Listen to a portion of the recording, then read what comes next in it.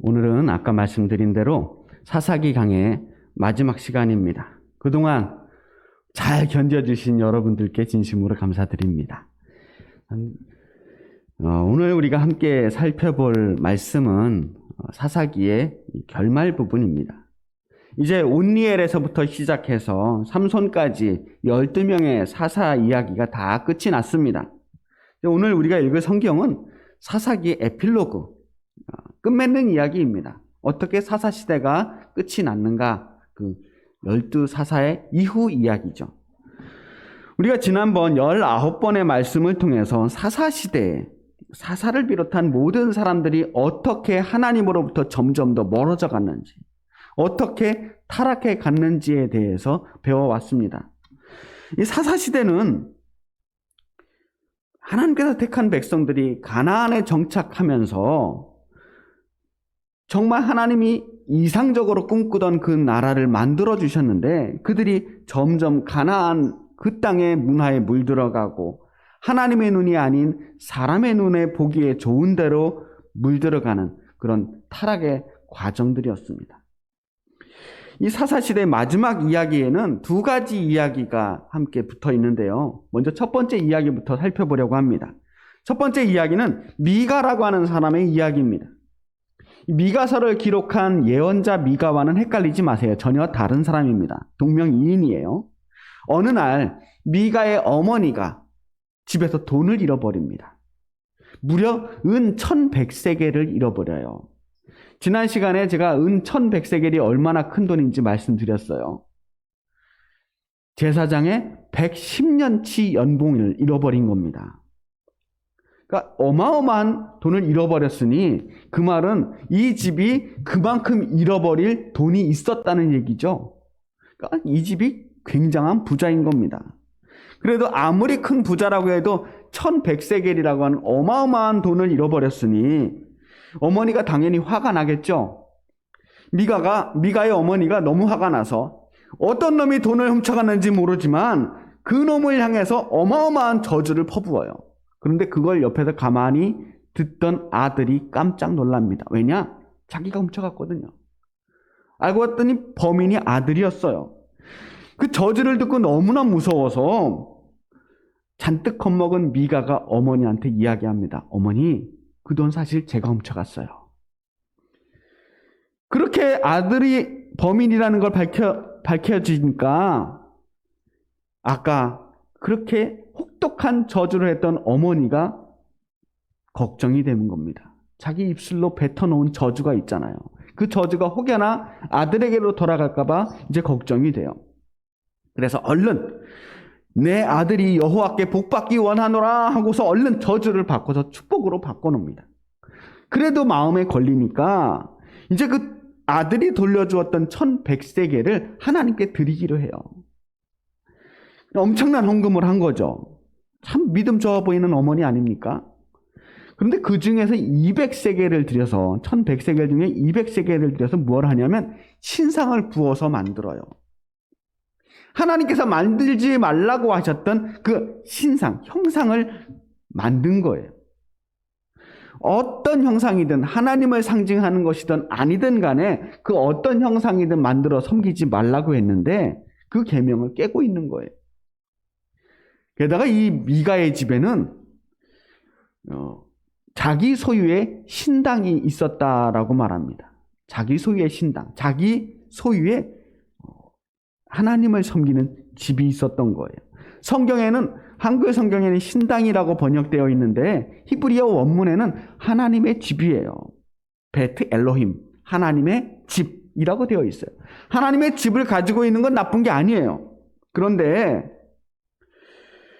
하나님의 집을 자기 소유로 한다는 것에 위험성이 있는 겁니다. 사실 하나님께 예배하는 장소가 하나님의 집이고 성막도 성전도 다 하나님의 집이라고 불렀어요. 그런데 그걸 내 집안에 들여서 내 마음대로 하나님을 부리려고 하는데 문제가 있어요.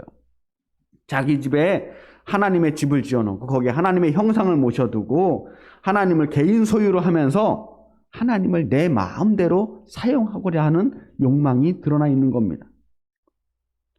하나님이 우리를 다스리려고 하는 것이 아니라 우리가 하나님을 소유하려고 해요. 하나님이 내가 원하는 대로 나를 풍요롭게 만들어주고 내가 기대한 대로 내 인생을 몰고 가주길 바라는 거죠. 그렇게 되면 그야말로 그 집에 모셔놓은 하나님의 형상은 진짜 우상이 되는 거예요. 이제 그것이 하나님의 집이 아니라 우상의 집이 되고 우상 숭배의 소굴이 되는 겁니다.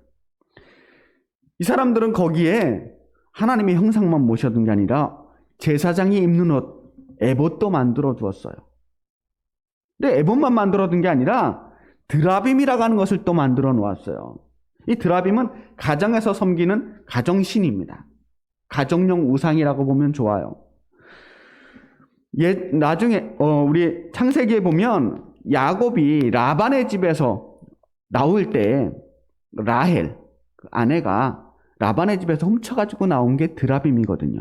그 집에 있는 우상을 훔쳐가지고 나오는 거예요. 그 집의 수호신, 그 집의 중요한 우상을 훔쳐가지고 나온 거죠. 하여튼 나단은 자기의 집에 신당을 지어놓고 그리고 에봇도 만들어놓고 드라빔도 세워놓았는데 이것저것 다 갖추어 놨는데 딱 한 개가 없었어요. 뭐냐면 제대로 된 제사장이 없었습니다. 그래서 아쉬운 대로 자기 아들 중에 한 명을 골라서 제사장을 세웠어요. 근데 이걸 잘못됐다. 뭔가 이건 아니다라는 생각이 늘 있었던 것 같아요. 근데 어느 날 레위인 한 사람이 지나가고 있는 거예요. 그러자 야, 이거 잘됐다. 저 사람 우리 집에 제사장으로 만들어야 되겠다 하는 생각을 했던 것 같아요. 이 사람은 뭐든지 다 자기 마음대로, 자기 원칙이 자기 마음대로예요.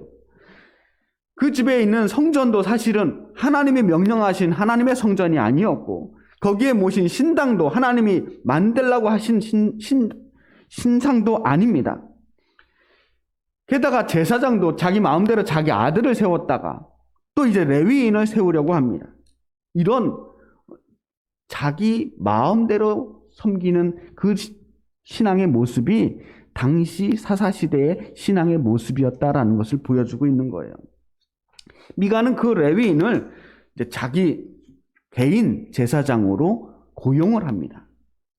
사사기 17장 10절에 보면 미가가 그에게 이르되 내가 나와 함께 거주하여 나를 위하여 아버지와 제사장이 되라. 내가 해마다 은열과 의복 한 벌과 먹을 것을 주리라 하므로 그 레위인이 들어갔더라.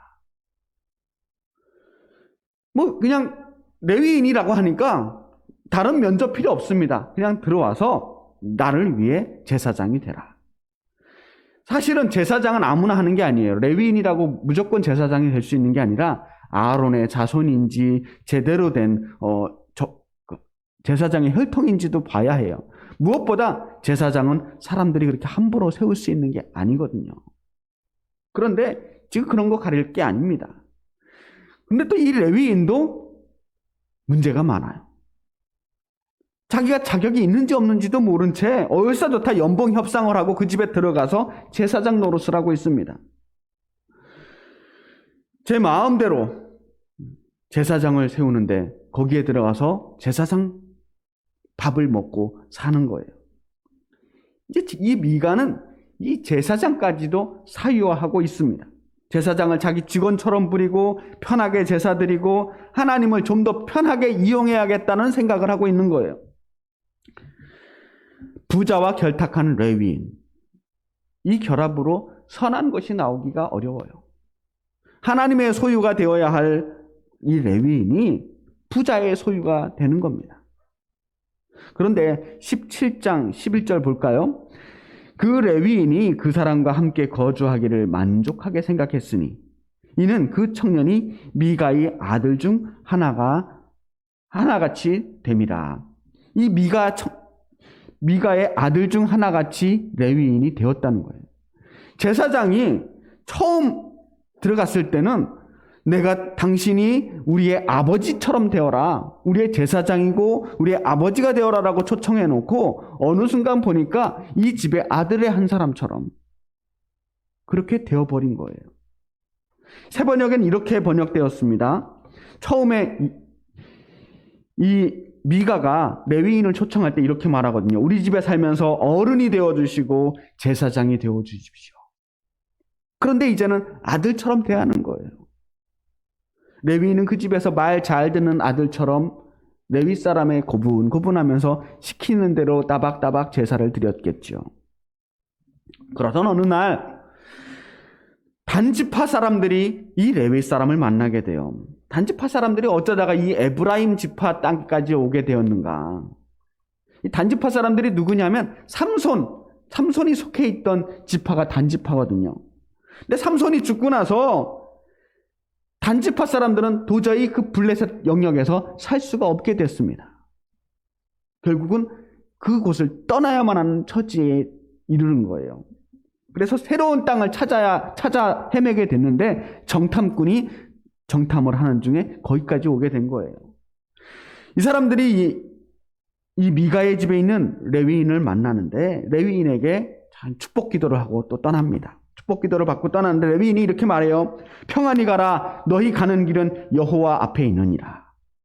이 말에 용기를 얻은 이 단지파 정탐꾼들은 가서 라이스라고 하는 땅을 정탐하고 집에 돌아가요. 그리고 이 풍요로운 라이스를 정복하기로 결심을 하고 이제 군사들을 앞세워서 라이스를 정복하러 사람들이 가게 됩니다. 근데 단지파 사람들이 저 밑에 있던 지방인데 라이스는 제일 꼭대기에 있는 땅이거든요. 그래서 올라가는 길에 또다시 미가의 집에 들르게 됩니다. 근데 이 사람들이 다시 돌아왔을 때 예전에 자신들을 따뜻하게 대접해줬던 그 미가의 집에 들어가서 거기에 있는 은을 입힌 신상과 드라빔과 에봇을 빼앗아가지고 가요. 폭력을 쓰진 않았지만 폭력이나 다를 바가 없어요. 막강한 군사들을 앞세우고 내가 좀 가져가겠다고 하는데 도저히 대들 방법이 없습니다. 그뿐만이 아니에요. 미가의 집에 있던 그 제사장, 그 가짜 레위 제사장, 그 사람도 데려가요. 그 사람에게 너 우리의 제사장이 되어달라. 여기서 어설프게 이 가정에 작은 가정 한 가정 모시는 그런 제사장 하지 말고 우리에게로 와서 우리 한 지파를 책임지는 그런 제사장이 되어야 되지 않겠냐. 작은 중소기업에 있는 직원을 큰 대기업에서 이 스카우트한 것 같은 그런 모습을 보여주고 있어요.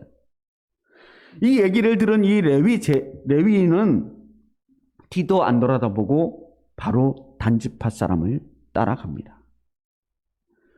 이 모습이 당시에 이 공동체가 무너지고 원칙이 무너진 이스라엘 12지파의 모습을 단적으로 보여주는 거라고 생각합니다. 그리고 당시 소위 말하는 종교 지도자라고 불리는 그 레위 사람들의 모습이기도 했어요. 단지파는 그 길로 가서 라이스라는 곳을 정복하고 거기서 행복하게 살아갑니다. 말이 행복한 거지. 거기서 미가가 만들었던 그 신상, 드라빔, 에봇 다 가지고 와서 거기서 하나님의 형상을 본뜬 이 거짓 하나님을 섬기고 자기의 입맛에 딱 맞는 그 레위 제사장을 앞세워서 가짜 제사장으로 자기 부족의 제사장을 삼고 거짓된 신앙을 이어가는 거예요. 그렇게 점점 사사시대의 결말이 어두워지고 있습니다. 그리고 사사기는 마지막 이야기로 넘어가요. 마지막 이야기도 레위인 이야기입니다. 이 이야기는 레위 사람이 유다 베들레헴에서 첩을 얻은 이야기로 시작을 해요. 엉망진창입니다. 이제 하다 레위 사람조차도 첩을 얻는 시대가 돼버린 거예요. 그런데 그 첩이 또 행음을 해요. 행음을 하고 집을 나가버립니다. 다시 베들레헴으로 돌아가요. 이 레위 사람은 자기 첩을 찾으려고 베들레헴으로 찾아갑니다. 겨우겨우 거기서 첩을 데리고 집으로 돌아오는 길에 베냐민 사람들을 만나요. 그리고 베냐민 사람들에게 공격을 당합니다. 이후에 여기서 일어났던 일은 차마 제 입으로 이 설교 시간에 이야기할 수 없을 정도로 끔찍합니다. 끔찍한 일이 그 밤에 일어난 후에 레위 사람의 첩이 거기서 죽어요. 화가 난 레위 사람은 온 이스라엘 지파 사람들에게 그 사실을 알리고 나를 대신해서 이 베냐민 지파를 복수해달라고 촉구합니다. 결국 모든 이스라엘 사람들이 다 모여서 이 베냐민 지파를 공격해요. 전쟁을 하는데 이 전쟁으로 이스라엘 사람들이 남자가 4만 명이 죽고요. 베냐민 군사가 5만 명이 죽습니다. 거기서 끝나지도 않아요. 18장 48절 보면 이스라엘 사람이 베냐민 자손에게로 돌아와서 온 성읍과 가축과 만나는 자를 다 칼날로 치고 닥치는 성읍은 모두 다 불살랐더라. 예. 거의 광기에 사로잡혀 있던 이 이스라엘 사람들이 이 베냐민 지파 사람들을 아주 그냥 몰살을 시키는 거예요. 닥치는 대로 죽여요. 남자가 씨가 마를 정도로, 한 지파가 거의 사라져버릴 정도로 죽여버리는 거예요. 이게 사사시대의 마지막입니다. 레위인들이 타락했어요. 어쩌면 그 시대의 마지막 보루라고 할 수 있었던 그 레위인들까지도 타락했다. 사사들만 타락한 것이 아니라 그 사사들을 바로잡고 이스라엘 백성들이 잘못된 신앙을 갔을 때 바로잡아야 할 그 레위인마저 타락했을 때 이 사사시대는 끝이 나버렸다는 거예요. 오늘날 우리 한국 교회에 대해서 걱정하는 사람들이 참 많은데 사실은 많은 말썽들이, 많은 부끄러운 이야기들이 목사님들, 장로님들 사이에서 일어나고 있어요. 우리들끼리 그런 이야기합니다. 목사만 잘하면 된다. 목사만 잘하면 한국교회 넘어지지 않는다. 이게 부끄러운 현실이에요. 눈을 떠서 사람들을 바로잡아야 될 사람들이 무너지면 이거 정말 위험한 일입니다. 이게 위험 신호예요. 인간이 어디까지 악해질 수 있을까? 얼마나 타락할 수 있을까? 그 끝을 보여주는 것이 사사시대의 결말입니다. 마침내 그들은 본능을 앞세워서 사람들에게 폭력을 휘두르고 자기 감정을 절제하지 못한 채 복수의 눈이 멀어서 같은 민족끼리 서로 죽고 죽이는 광란의 현장을 보여주고 있는 겁니다. 하나님께서 약속하신 이 젖과 꿀이 흐르는 그 아름다운 가나안 땅이 이제는 붉은 피가 흐르고 시체가 나뒹구는 지옥과 같은 끔찍한 땅이 되어버렸다는 거예요.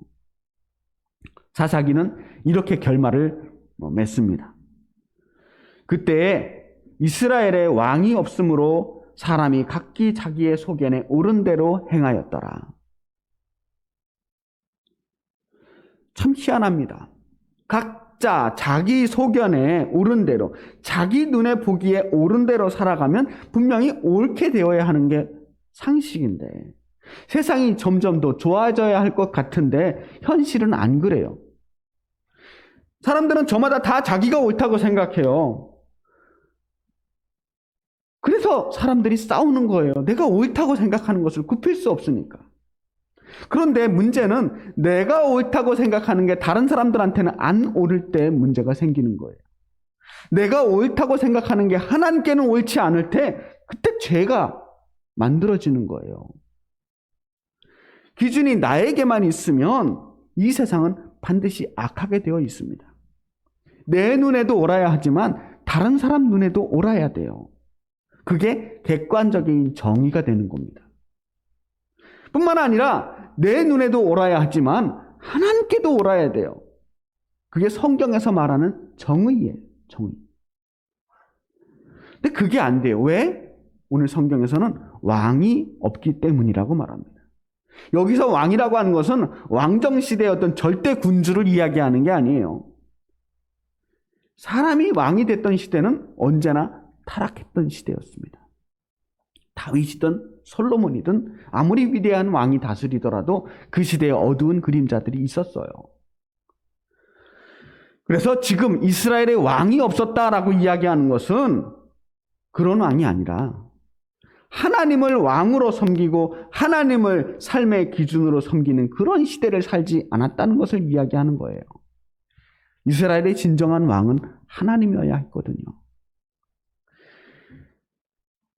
자, 사사들은 시간이 지날수록 점점 더 타락해 갔습니다. 그들은 자꾸만 자기가 스스로 왕이 되려고 했죠. 더 큰 힘을 가지려고 했고 더 많은 권력과 재산을 가지려고 했습니다. 이렇게 타락한 사사들 시대를 보면서 이 타락한 사사들을 꾸짖고 바른 길로 이끌어야 했을 그 레위인들, 제사장들, 종교 지도자들조차도 똑같이 타락하고 있었다. 아니, 사사들보다 더 무너져가고 있었다라고 하는 것이 오늘 말씀의 핵심입니다. 그리고 사사시대를 전체 다 한꺼번에 요약을 한다면 각기 자기 소견에 오른 대로 제 멋대로 행하던 시대였다라고 하는 거예요. 오늘날 우리들이 사는 시대를 성경의 눈으로 비춰보면 아무리 봐도 사사시대에 제일 가까운 것 같아요. 나라를 이끌어가는 정치인들만 타락한 게 아닙니다. 돈과 권력을 탐하는 몇몇 소수의 사람들만 타락한 게 아니에요. 이 사회가 전부 다 타락하고 있습니다. 무너져가고 있어요. 이 시대의 왕이 누구냐? 정말 하나님이 아니에요. 이 시대의 왕은 하나님이 아니라 돈이 되어가고 있습니다.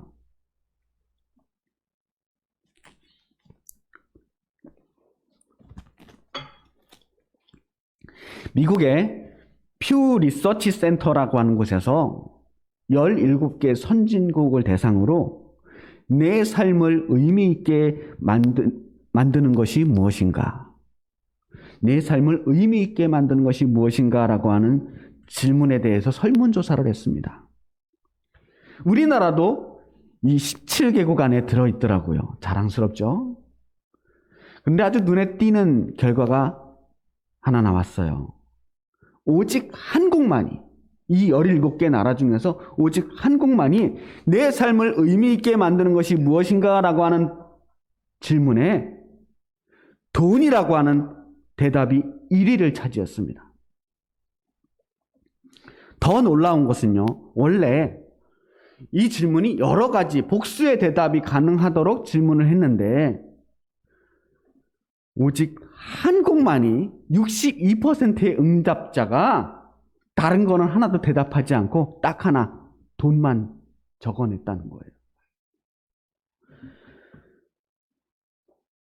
다른 17개 선진국 중에 평균 응답에서 사람들이 우리나라 말고 다른 나라 사람들은 가장 중요하게 여기는 것이 무엇이었냐면 가족이었대요.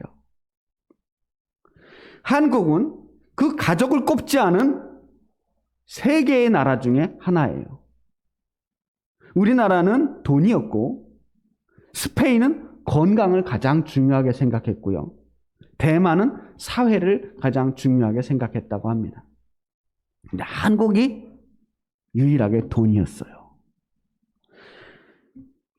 17개의 평균 응답에서 2위는 직업, 3위는 친구 관계였다고 합니다.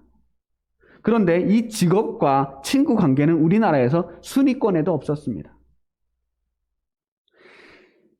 삶의 원천, 자기 삶의 원천으로 신앙을 꼽은 나라는 딱 한 나라. 어느 나라였을까요? 미국만이 1위가 신앙이었고요. 한국 사람 중에 내 삶에 가장 중요한 것이 무엇이냐? 의미 있게, 내 삶을 의미 있게 만드는 것이 무엇이냐라고 했을 때 신앙을 대답한 사람은 1%밖에 되지 않는다고 합니다. 한국에 현재 어떤 종교이든 이 모든 종교를 다 합해서 종교를 믿는 사람이 40%래요. 기독교인만 따져도 2021년 현재 국민의 17%가 기독교를 믿고 있어요. 그런데 그 17% 중에 오직 1%만 우리 삶을 의미 있게 만드는 것이 신앙이라고 대답했다는 거예요. 저는 이러한 조사 결과가 여러 가지 생각할 것들이 있겠지만 특별히 우리 믿는 사람들에게 많은 반성을 하게 만드는 것 같습니다. 사실 우리 한국 사회는 세계 그 어느 곳보다도 물질 만능주의에 오염되어 있는 나라입니다. 그 어느 것보다도 경쟁이 치열하고 의견 대립이 첨예하고 온갖 갈등이 해소되지 못한 채 온갖 종류의 차별과 혐오가 존재하는 아주 위험한 사회예요. 그만큼 우리 사회가 이 물질적인 토대가 불안정하다. 사는 게 그냥 살아남는 게 힘든 사회라고 하는 것을 반증하는 것이기도 하다는 거예요. 오죽하면 사람들이 이렇게 돈 하겠느냐는 거죠. 분명 그런데 수치상으로 봤을 때는 예전보다 우리가 훨씬 더 부유해졌습니다. 더 잘 사는 나라가 된 것도 맞아요. 그런데 사는 모습들을 보면 예전보다 훨씬 더 빡빡하고 늘 쫓기듯이 살아가는 것이 오늘날 우리들의 모습이기도 하다는 거예요. 정말 숨가쁘지 않습니까? 다들 열심히 사는데 다들 힘들어요. 최근에 유행했던 드라마 오징어 게임의 명대사가 하나 있어요. 그 할아버지가 하는 이야기 있습니다. 이러다간 다 죽어. 다 죽는단 말이야. 나 너무 무서워. 이제 그만해. 라고 소리치는 그 할아버지의 절규가 떠오릅니다. 정말 이대로 가다가는 다 죽어요. 우리 사회 이대로 그냥 가면 망해요. 우리 아이들이 이런 사회에서 계속 살아가야 되잖아요. 우리 인생이 좀 더 의미 있는 인생이 되어야 하는데 우리 아이들이 돈만 쫓아다니면서 살아가게 만들어야 되겠습니까?